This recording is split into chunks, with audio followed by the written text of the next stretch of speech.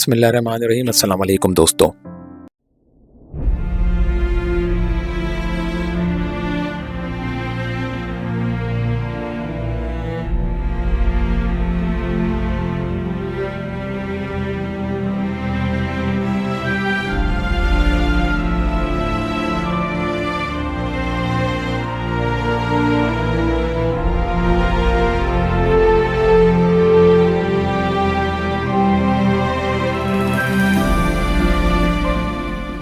अगर आपको हमारी ये वीडियो पसंद आए तो हमारे चैनल को सब्सक्राइब और वीडियो को लाइक करना ना भूलिएगा। दोस्तों, तारीख़ पर एक किताब है तारीख़ खलीफा बिन क़य्यात, जो कि इमाम बुखारी के उस्ताद खलीफा बिन क़य्यात ने 239 हिजरी के आसपास लिखी थी, क्योंकि 239 हिजरी में उनकी वफ़ात हो गई थी, तो यकीनन किताब उससे पहले की है। अच्छा, इस किताब की खुसूसियत इसका इख्तिसार है, यानी एक ही जिल्द में इमाम खलीफा ने पूरे अपने दौर तक की तारीख़ लिख दी है। इमाम खलीफा हर साल की सुर्खी कायम करके उस सन के तारीख़ी वाक़यात को निहायत इख्तिसार से बयान करके आगे बढ़ जाते हैं, लेकिन यही इमाम खलीफा 35 हिजरी के वाक़यात में शहादत उस्मान के सिलसिले में अपनी रविश के बरखिलाफ निहायत मुफस्सिल कलाम करते हुए तारीख़ी रिवायात का ढेर लगा देते हैं, और इस सिलसिले में ऐसी रिवायतें सनद के साथ नकल करते हैं जो शायद ही किसी दूसरी तारीख़ी किताब में मिलती हों। ये रिवायात सैयदना उस्मान बिन अफ़्फ़ान पर लगे हर इल्ज़ाम का ना सिर्फ अब्ताल करती नज़र आती हैं, बल्कि सैयदना उस्मान की शहादत की भी निहायत दुरुस्त मालूमात मुहैया करती हैं। ये रिवायत पढ़ते हुए इंसान का खून खौलने लगता है और दिल हलक में जाकर अटक जाता है। ये रिवायतें जहाँ कातिलीन उस्मान का तारुफ करवाती हैं, वहीं ये नादिर मालूमात भी बहम पहुँचाती हैं कि शहादत उस्मान के वक्त सैयदना उस्मान के पहरेदारों में अवाम में मारूफ नामों के अलावा और भी कई हजरात मौजूद थे। और ये जो एतराज़ किया जाता है ना कि सिवाय हज़रात हसनैन या अब्दुल्ला बिन ज़ुबैर या मरवान रिज़वानुल्लाह जुमैन के अलावा कोई सैयदना उस्मान की पहरेदारी या दिफा में खड़ा ना हुआ, के भी तारबूत उखेड़ कर रख देती हैं। दोस्तों, इमाम खलीफा मुकम्मल सनद के साथ इमाम नाफे की रिवायत लाए हैं कि सैयदना अब्दुल्ला बिन उमर मुहासरे के दिनों में सैयदना उस्मान के पास तशरीफ़ लाए तो सैयदना मुगैरा बिन अखनस वहाँ पहले से मौजूद थे। सैयदना उस्मान ने इब्ने उमर से फरमाया कि देखो ये लोग कैसी बातें करते हैं, कहते हैं कि क़लत खिलाफत उतार दो और ख़ुद को हलाकत में मत डालो। सैयदना इब्ने उमर ने कहा कि अगर आप मनसब खिलाफत नहीं छोड़ते तो आपको कत्ल करने से ज़्यादा कुछ कर सकते हैं। सैयदना उस्मान ने कहा नहीं। सैयदना इब्ने उमर ने कहा क्या वो आपकी जन्नत और दोज़ख के मालिक हैं? सैयदना उस्मान ने कहा नहीं। इस पर सैयदना अब्दुल्ला बिन उमर ने कहा इन सब बातों के पेश नज़र मेरा नहीं ख्याल कि आपको क़िलत उतार देनी चाहिए जो अल्लाह ने आपको पहनाई है, इसलिए कि फिर तो ये एक तरीक़ा बन जाएगा कि जब भी कुछ लोग अपने खलीफा इमाम को नापसंद करेंगे तो उसको कत्ल कर देंगे। दोस्तों,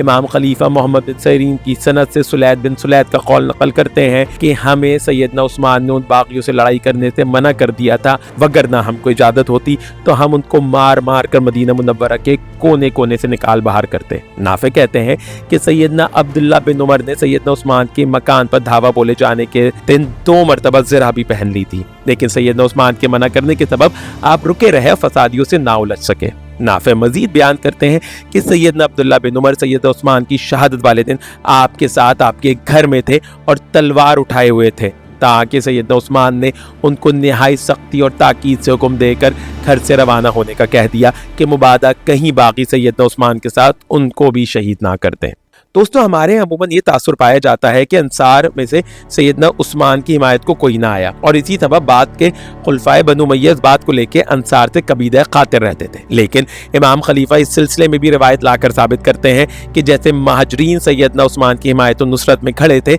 वैसे ही अंसार भी आपकी हिफाजत में पेश थे। इमाम खलीफा कतादा की रिवायत लाए हैं कि वो फरमाते हैं कि सैयदना ज़ैद बिन साबित सैयदना उस्मान के पास आए और उनसे अर्ज किया कि देखिए अंसार आपके दरवाजे पर मौजूद हैं और कह रहे हैं कि अगर आप चाहें तो हम 2 मरतबा अल्लाह के अंसार बनकर दिखाते हैं, यानी पहली मरतबा नबी करीम सल्लल्लाहु अलैहि वसल्लम की हिफाजत में अंसार बने और दूसरी मरतबा आपकी हिफाजत में अंसार बनने का शर्फ पाते हैं। ताहम सैयदना उस्मान ने यह कहकर मना कर दिया कि मुझे तुम्हें यूं अंसार बनकर कोया रसूलुल्लाह सल्लल्लाहु अलैहि वसल्लम के साथ बराबरी करने की कोई ज़रूरत और हाजत नहीं है। इमाम खलीफा तो मुख्तलिफ रिवायत जो इमाम आमश और क़तादा से मरवी है में सैयदना अबू हुरैरा का तर्ज अमल बयान करते हैं कि सैयदना अबू हुरैरा तलवार हाथ में लिए सैयदना उस्मान के घर में उनकी हिफाजत पर मौजूद थे। یہاں تک کہ سیدنا عثمان نے انہیں اپنا دفاع کرنے سے روک دیا اور گھر سے چلے جانے کا حکم دیا۔ امام خلیفہ محمد بن سیرین کی سند سے بیان کرتے ہیں کہ سیدنا حسن، سیدنا حسین، سیدنا عبداللہ بن عمر، سیدنا عبداللہ بن زبیر اور سیدنا مروان بن الحکم رضوان اللہ اجمعین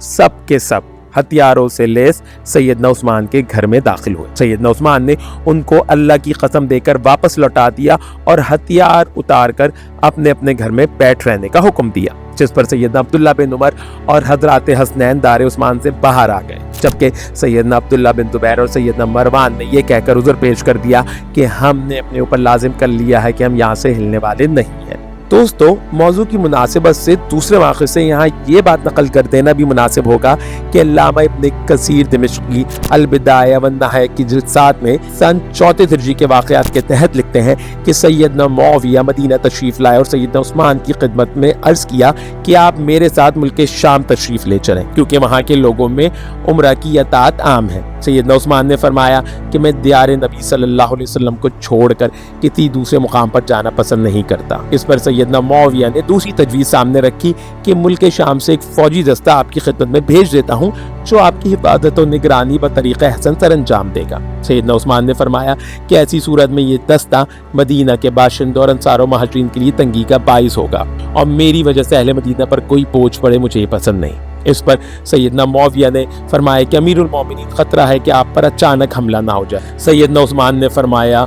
اللہ میرے لیے کافی ہے۔ جب ان حفاظتی تدابیر پر سیدنا عثمان راضی نہ ہوئے تو ابن کثیر لکھتے ہیں کہ پھر معاویہ سیدنا عثمان کے پاس سے نکلے، وہ اپنی تلوار اور کمان سے مسلح تھے اور مہاجرین و انصار کی مجلس میں گئے۔ سیدنا علی، سیدنا طلحہ، زبیر وغیرہ ہم صحابہ کرام کے پاس رکے اور اپنی کمان کے سہارے کھڑے ہو کر نہایت بلیغ کلام کیا جو کہ سیدنا عثمان سے متعلق تھا، اور ان حضرات کو سیدنا عثمان کی سلامتی سے متعلق ان کے دشمنوں سے خبردار و متنبہ کیا اور پھر شام کی طرف روانہ ہو گئے۔ وہی نہیں، یہی واقعہ علامہ ابن خلدون نے بھی اپنی تاریخ کی جلد 2 میں حصائے عثمان و مقتلہ کے تحت سیدنا معاویہ کے محافظین کو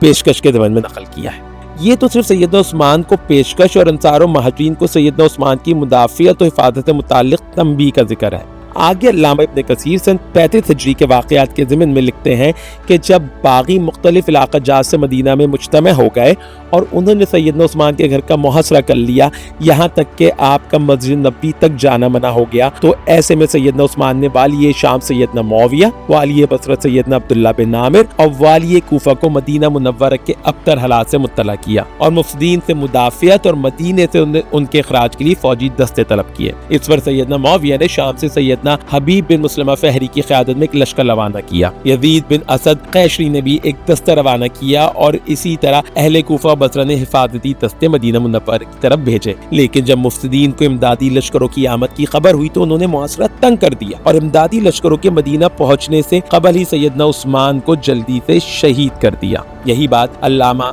بلازری نے بھی اپنی کتاب فتح البلدان میں نقل کی ہے۔